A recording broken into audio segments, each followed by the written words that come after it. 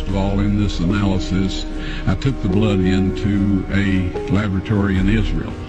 I just said, please examine this blood, and said, okay, we'll do it. So anyway, I said, I want to be there when you take it out and examine it. So I was back there. They took it out, examined it under a microscope, and the one technician called the other one over there, and then they called the boss over there, and they looked at me and they said, Mr. Wyatt, this human blood only has 24 chromosomes in it.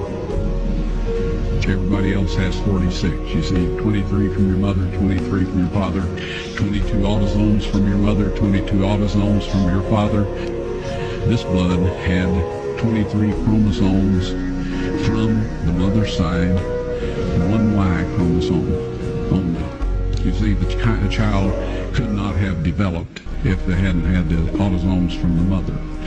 His maleness was determined by this one Y that came from the source, not a human male. Then they said, this blood is alive. And then they said, whose blood is this?